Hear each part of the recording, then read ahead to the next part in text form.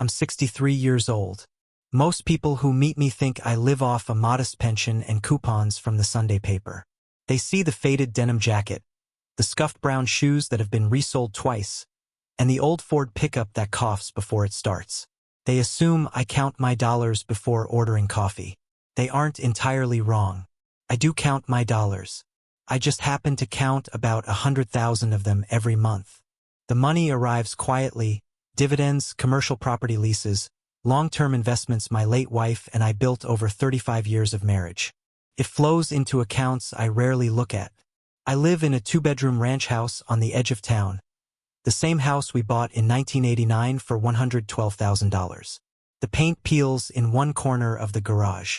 The backyard fence leans slightly to the left. I keep meaning to fix it, but I don't, because Linda loved that fence. She died 8 years ago, pancreatic cancer, 6 months from diagnosis to goodbye. In those final weeks at St. Matthew's Hospital, she squeezed my hand and told me something that never left my mind. Don't let money turn our son into someone who forgets who he is. I promised her. So when our son, Daniel, graduated from college with student loans and a stubborn pride, I didn't pay them off.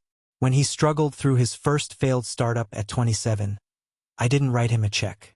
When he moved into a one-bedroom apartment and worked 80-hour weeks at a logistics firm, I kept quiet. I wanted him to build something that was his, and he did. By 32, Daniel was earning more than I had at his age.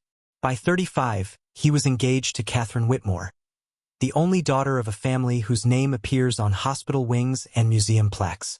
Old money, country club money, the kind of money that hires a florist from Manhattan for a party in Connecticut. I met Catherine twice before the engagement party. She was polite, controlled, beautiful in the way that feels curated. Her parents, Harold and Cynthia Whitmore, were cordial the first time, distant the second. Harold asked what I used to do. I told him I had retired early from investments. He smiled in a way that didn't reach his eyes. The engagement party was scheduled for a Saturday evening in late May at the Whitmore's estate. 7 acres, iron gates, and a circular driveway that probably cost more than my entire house. Daniel called me 2 weeks before. Dad, it's going to be formal. A lot of important people will be there. Board members, investors. Just, I know, I said. I did know. That's when I decided to test something. Not their wealth. Not their wine selection, their character, and maybe my son's. On the night of the party, I wore my oldest suit, the gray one from 1998, slightly shiny at the elbows. I skipped the tie. My shoes were clean but clearly not designer. I drove the Ford. When I pulled up to the gate, the security guard glanced at the truck, then at the guest list tablet in his hand. Name: Thomas Reed, groom's father. He hesitated for half a second too long before waving me through. The house glowed with soft golden lighting. String quartets drifted across the lawn. Waiters in white jackets carried trays of champagne.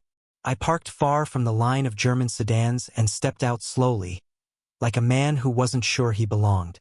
Inside, conversations hushed just slightly when I entered. It's funny how you can feel it, that subtle shift. Scanning your jacket. Your shoes. Your hands. Cynthia Whitmore approached me first. Her smile was as delicate as porcelain. Thomas, she said, extending 2 fingers instead of a hand. So glad you could make it. I nodded. Wouldn't miss it. Her gaze flicked to my collar. The bar is to the left. Please, enjoy yourself. Enjoy yourself. Like a distant cousin from out of town. Harold joined her moments later. He didn't offer his hand. Mr. Reed, he said, voice low, we're very proud of the event we've put together tonight. I can see that. He looked me up and down, subtle but unmistakable. We all want what's best for Daniel, he continued. Stability, security, a certain standard. I almost laughed. Instead, I sniffed once, an old habit when I sensed something rotten. I raised him to value more than standards, I said quietly. Before he could reply, Daniel appeared. My son, my only child, in a tailored navy suit that probably cost more than my truck. He looked good, confident, successful. He looked at me, and for a fraction of a second, something crossed his face. Embarrassment. Dad, he said, pulling me slightly aside. You came in the truck? It still runs. He forced a smile. Maybe next time. Just blend in a little more? Blend in. I studied his face, searching for the boy who used to help me sand the backyard fence. I thought I was blending, I said. He didn't answer. The rest of the evening unfolded in layers of small humiliations. A guest mistook me for catering staff and handed me an empty glass. Another asked which retirement community I lived in. Laughter drifted near me but never with me. Daniel never corrected them. Not once. At one point, I overheard Cynthia whisper to a friend, Daniel's father is comfortable, I believe. Very modest background. Modest background. That's one way to describe building a $28 million real estate portfolio from scratch. But I said nothing, because I wasn't angry yet. I was observing, testing. The true betrayal didn't come from the Whitmores. I expected their arrogance. Wealth can calcify people if they let it. The betrayal came when Harold made a joke at the microphone later that evening. To new beginnings, he toasted, champagne raised, and to the merging of families who share similar aspirations. The crowd chuckled politely. His eyes flicked toward me. Daniel laughed. He laughed. That sound settled in my chest like a stone. I felt something shift then, not explosive, not dramatic, just a quiet internal click. The moment a man stops being passive and begins to calculate. I sipped my club soda and scanned the room. And that's when I saw someone I hadn't expected to see at all. Dr. Michael Harris from St. Matthew's Hospital's Pediatric Charity Fund. He froze when he recognized me and smiled. I returned the smile slowly, because suddenly, the night had just become very interesting. Dr. Harris crossed the lawn with the same hurried energy I remembered from hospital corridors. Tom, he said, squinting at me for half a second before recognition settled in. I almost didn't recognize you without a baseball cap. I smiled. I almost didn't recognize myself without fluorescent lighting. He laughed, loud and genuine. A few heads turned. How have you been? He asked. The new pediatric wing is fully operational. You should see it. 32 beds. State-of-the-art oncology infusion suites. We named the playroom after your wife like you asked, quietly of course. LR Family Room. Cynthia, who had drifted close enough to overhear, stiffened slightly. That's wonderful, she inserted politely. And you are? Michael Harris, he said, offering a firm handshake. Chief of Pediatrics at St. Matthew's, and a very grateful recipient of Mr. Reed's generosity. Silence. It wasn't dramatic. It wasn't cinematic. It was just silence. Harold blinked. Generosity. Dr. Harris nodded, oblivious to the tension at first. Tom here funded the entire East Wing renovation 3 years ago. $12.6 million. Completely anonymous. We tried to convince him to at least attend the ribbon cutting. He refused. A glass clinked somewhere. Someone coughed. Daniel's face drained of color. I sniffed softly.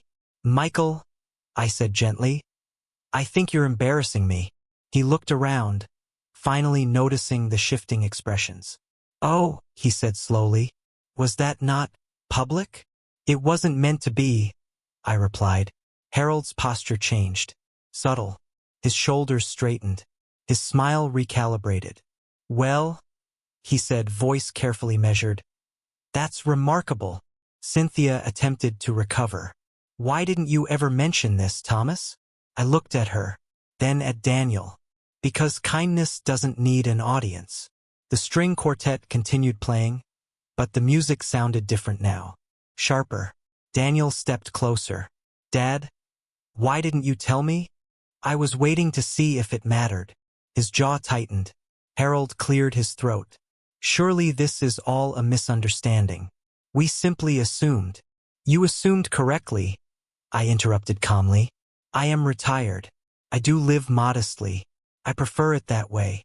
But you could have, Cynthia began. Bought a different truck? I offered. Yes, Guests who had avoided eye contact now approached with sudden warmth. Thomas, fascinating what you've done with real estate, I hear. Tom, we should have lunch sometime. I nodded politely, memorizing faces.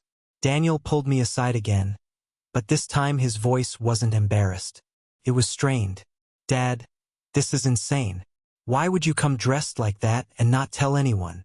Because I wanted to see who treated me with respect before they knew what I was worth. And what did you see? I held his gaze. I saw my son laugh when another man implied his father didn't belong. That hit him harder than the revelation about the money. He opened his mouth, closed it. Catherine approached, her expression tight. This is causing a scene, she whispered to Daniel. A scene? I asked quietly. Or clarity? Harold stepped forward, tone now edged with defensiveness. Let's be adults about this. Appearances matter in certain circles. We were simply trying to protect Daniel's image. By diminishing mine? I asked. No one diminished you, Cynthia insisted. A guest handed me an empty champagne glass and asked for a refill, I said calmly. Your husband made a joke about merging families with similar aspirations. And my son laughed. Daniel looked at the ground. The air grew heavy. Guests pretended not to listen. Harold's composure cracked first.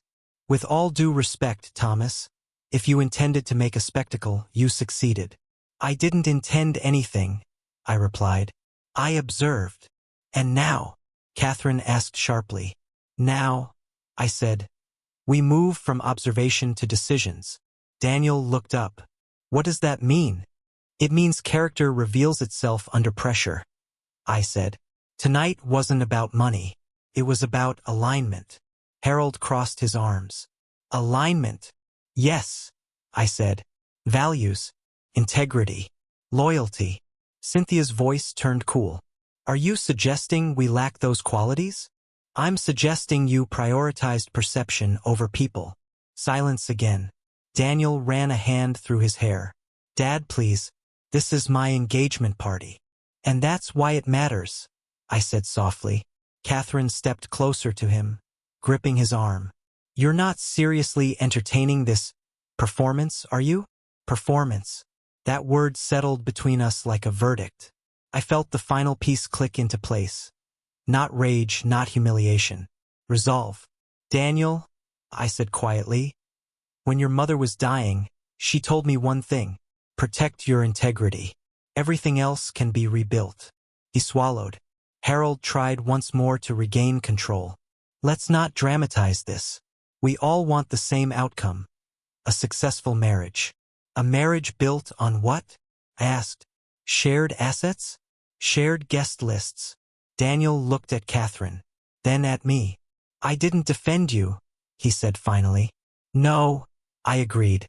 His voice cracked slightly. I was embarrassed. I nodded once. I know. That was the turning point. Not the money. Not the hospital wing. That admission. Catherine's grip tightened. Daniel, this is absurd. Your father set you up. I almost smiled. If integrity can be set up, it wasn't stable to begin with. The tension snapped. Daniel stepped away from her. I need air, he muttered. Harold's face hardened. If you walk away now, understand what you're risking. Daniel paused. What am I risking? Our support, Cynthia said quietly. Our network.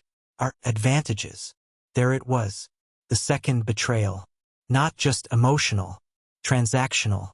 Daniel looked at them, really looked. Then at me. For the first time that evening, I saw the boy from the backyard fence. I think I already risked something more important, he said. The quartet stopped playing. No dramatica non cement. Nos chattered glasses. Just a quiet unraveling. Daniel turned to Catherine. I'm sorry. Her eyes flashed with disbelief. You're choosing this? I'm choosing not to laugh next time, he replied. The words weren't loud, but they echoed. Harold exhaled sharply. Cynthia's composure dissolved into visible anger.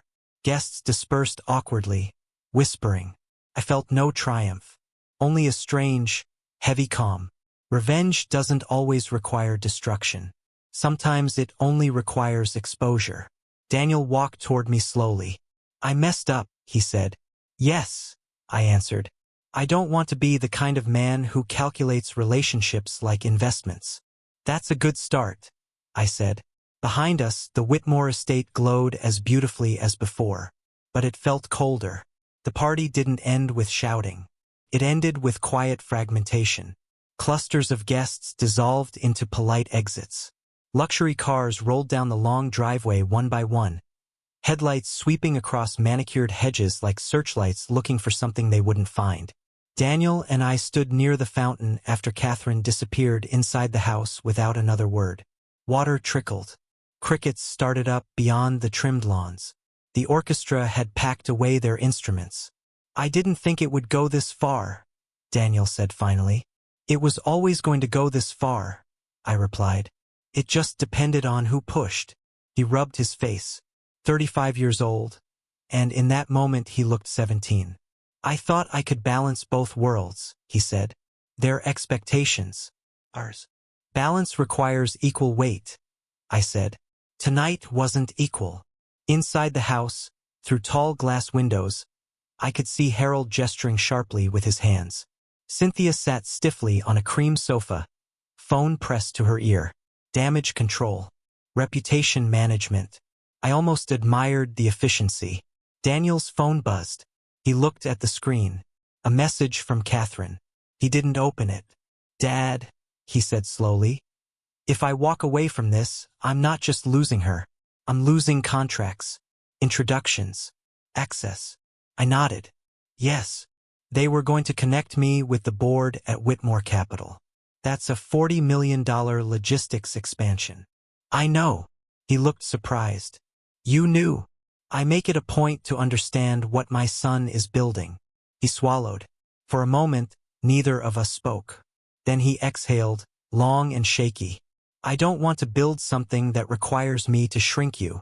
The words were quiet, but they were clean. Behind us, the front doors opened. Harold approached alone this time. No audience. No champagne flute. Daniel, he began evenly. Let's be rational. Emotions are high. Your father created unnecessary tension tonight. I wore a suit, I said mildly. It just wasn't the right brand. Harold ignored me. You're making a decision that affects more than feelings, he continued. There are signed preliminary agreements, announcements, expectations. Daniel's voice steadied. Then we'll retract them. Harold's jaw tightened. Do you understand the financial implications? I do, Daniel replied. You'll lose the Whitmore distribution contract. That's fine. You'll lose investor backing. I'll find different investors. Harold looked at him for a long moment, calculating. Then he turned to me. This was your objective, wasn't it? No, I said calmly. My objective was clarity. And now you're satisfied? I sniffed once. I'm disappointed, he answered. Not satisfied. Harold studied me as if reassessing a risk profile. For the first time that evening, he saw me not as an embarrassment, but as leverage. If you're as financially positioned as Dr. Harris implied, he said carefully, perhaps there's room for a revised discussion. Partnership. Transparent this time. There it was. Transactional again. Daniel's shoulders stiffened. He heard it too. You mean, Daniel said quietly, if my father writes a bigger check, I'm acceptable? Harold didn't flinch. In business, capital speaks. I stepped forward slightly. And character? I asked. That's subjective. No, I said softly. It's revealed. Silence stretched. Cynthia appeared at the doorway but didn't approach. She looked tired now, less polished. Harold adjusted his cufflinks. If this engagement ends tonight, Thomas, understand that bridges burn both ways. I built my first property deal in 1991 with a $40,000 loan and a handshake. I said, I've rebuilt before. Daniel looked at me. Dad, he said, voice firm now. I'm canceling it. Harold exhaled through his nose. A short, sharp sound. So be it. He turned and walked back toward the house without offering another word. No explosión. Just a door closed. He stepped out, walked back to my window. I'm sorry I laughed, he said again. I know. I was scared of looking small. You looked small when you tried not to. He absorbed that. In the days that followed, the consequences unfolded exactly as Harold predicted.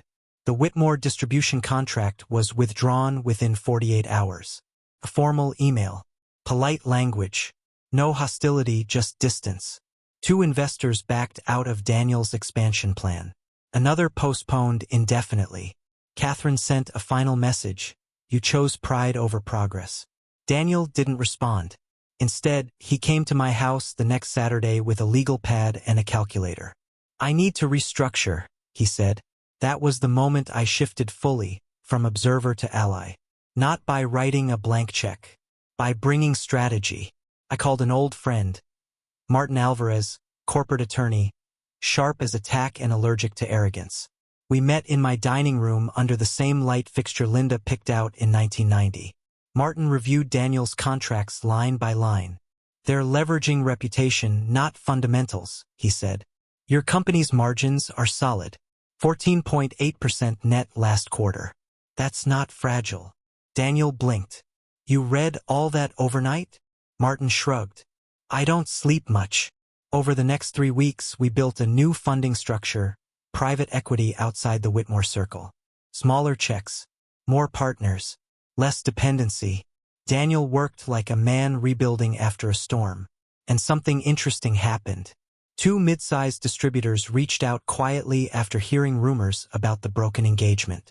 They weren't impressed by estates and galas. They were impressed by resilience. Within 90 days, Daniel secured a $22 million phased expansion. Smaller than the Whitmore deal, yes, but independent. When he signed the agreement, he didn't call Catherine. He called me. It feels different, he said. It should, I replied.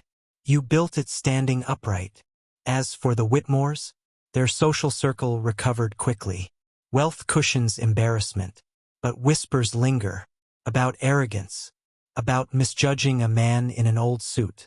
Dr. Harris invited me to visit the pediatric wing officially this time. Daniel came with me. He stood quietly under the small plaque bearing Linda's initials. No cameras. No aplausos. Just children drawing with crayons. Daniel looked at the room, then at me. I almost traded this for a better seating chart, he said softly. I sniffed. Seating charts change, I told him. Character doesn't. It has been 11 months since the engagement party. The Whitmore estate still hosts galas. Their name still appears in gold lettering on museum walls. The world did not collapse because one engagement dissolved under string lights. But something quieter shifted. Daniel comes over for dinner every Sunday now. Not because he needs advice. Not because he needs money. Because he wants to sit at the same oak table his mother insisted we keep, even after we could afford something imported and polished. Last month, he closed his fiscal year at $18.4 million in revenue. Smaller than the projections he once dreamed of under Whitmore backing. But clean. Independent. His net margin rose to 16.2%. He negotiated every contract himself. No inherited leverage. No silent compromises. He told me something 2 weeks ago while we were repairing that crooked backyard fence Linda loved. I used to think status multiplied value, he said, tightening a bolt. Like some invisible formula. I looked at him, amused. What kind of formula? He shrugged. Money times association equals importance. I smiled faintly. The math doesn't work that way, I said. He nodded. I know. What he learned wasn't about finance. It was about exposure. That night at the party wasn't revenge in the explosive sense. I didn't sue anyone. I didn't humiliate anyone publicly. I didn't write a larger check to dominate the room. I simply let people reveal themselves under the assumption that I had nothing to offer. That assumption did the work for me. And yes, there was a part of me that wanted to sting Harold Whitmore's pride. I won't pretend otherwise. I'm 63, not saintly. When he realized he had misjudged the retired man in old shoes, there was a flicker in his eyes. Not regret. Calculation. That was enough. But the real confrontation wasn't with him. It was with my son. Betrayal doesn't always arrive with violence. Sometimes it arrives as laughter at the wrong moment. And recovery doesn't require destruction. It requires choice. Daniel chose differently. 3 months after the breakup, Catherine sent him another message. Brief, polished. I hope you're well. My parents may have overreacted. He showed it to me. What are you going to say? I asked. He deleted it.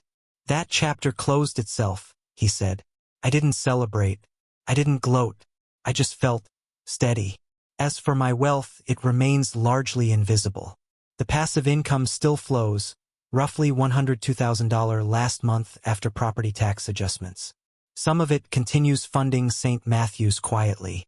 We recently expanded the pediatric oncology counseling unit by 6 rooms. Not even Kutin. I still drive the Ford. I replaced the alternator in August. Cost me $480 and an afternoon in the garage. I could buy a new truck tomorrow. I probably won't, because simplicity isn't performance for me. It's alignment. There's a strange power in being underestimated. It forces other people to act without masks. When they think you can't influence their future, they reveal how they treat someone they believe is disposable. That's valuable information. The best revenge, I've learned, isn't retaliation. It's preservation. Preserving your standards, your dignity, your patience long enough for truth to surface without your interference. Had I confronted Harold in anger that night, he would have dismissed me as insecure. Had I flaunted my bank statements at the door, the lesson would have dissolved into spectacle. Instead, I waited. Observation first. Decision second. Action last. And action didn't mean punishment. It meant allowing consequences to follow character. Daniel sometimes apologizes again out of habit. I stop him now. You corrected it, I tell him. That's what matters. We don't talk about the Whitmores often. They've become a reference point rather than a wound. A cautionary story. Last Sunday, as we finished dinner, Daniel asked something unexpected. Dad, why didn't you just tell me how much you were worth when I was younger? I thought about Linda, about hospital rooms, about her hand squeezing mine. Because I didn't want you to confuse inheritance with identity, I said. He sat quietly with that. Outside, the backyard fence stands straighter now. We finally fixed it. Not because it was leaning, but because we were. If there's a lesson in all this, it's simple. Wealth magnifies what already exists. It doesn't create integrity. It exposes the absence of it. And sometimes, the coldest revenge isn't revenge at all. It's letting someone measure you by the wrong standard and watching them live with the result. I'm still 63, still modest, still wealthy, still careful about when I sniff. And my son? He stands upright now. That's worth more than any estate under golden lights. About 6 months after the engagement collapsed, I received a handwritten letter. Not an email, not a formal legal notice. A letter. It was from Cynthia Whitmore. The paper was thick, embossed with their family crest. The handwriting was careful, almost rehearsed. Thomas, time offers perspective. I believe that evening escalated beyond intention. While we may disagree on presentation, I hope we can agree that Daniel and Catherine cared for one another in their own way. If circumstances were different, perhaps matters would have concluded differently. No επάλεγη. Just distance softened by etiquette. I folded the letter once and placed it in a drawer with old tax returns and warranty manuals. Perspective doesn't require response. A week later, I learned through a mutual contact that Whitmore Capital's logistics expansion stalled. Not collapsed, but stalled. Overextended commitments. Aggressive leverage. Reputation carries weight, but fundamentals still matter. Money amplifies. It does not guarantee. Daniel heard the same rumor and looked at me carefully, as if expecting satisfaction. I shrugged. This isn't a scoreboard, I said, and it wasn't. Revenge is loud when it's insecure, quiet when it's complete. Daniel's company continued growing steadily, not explosively. He diversified suppliers, reduced single-client dependency to under 22%, and built contingency reserves covering 9 months of operational costs. He learned risk management. One evening in early autumn, he brought someone new to dinner. Her name was Elise. No prominent last name. No foundation wings. She worked as a civil engineer specializing in public infrastructure. Practical. Direct. She wore boots that had actually touched dirt. During dessert, she asked me what I did before retirement. Investments, I replied. She nodded. Long-term or short-term strategy? Daniel glanced at me, amused. Long-term, I said. She smiled. That usually requires patience. It does, I agreed.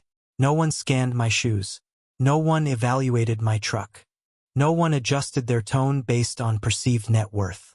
It was peaceful. After they left that night, Daniel lingered by the door. She doesn't care about the numbers, he said quietly. That's good. She cares about whether I show up. That's better. He looked at me differently now. Not as a safety net. As a standard. The hospital invited me to attend a small private ceremony this winter. No press. Marking 5 years since the pediatric wing opened. I brought Daniel again. A little boy with a shaved head ran past us, dragging in 4-pole decorated with superhero stickers. His mother followed, exhausted but smiling. Dr. Harris shook my hand firmly. You changed more than a building, he said. I shook my head slightly. No, irraplia.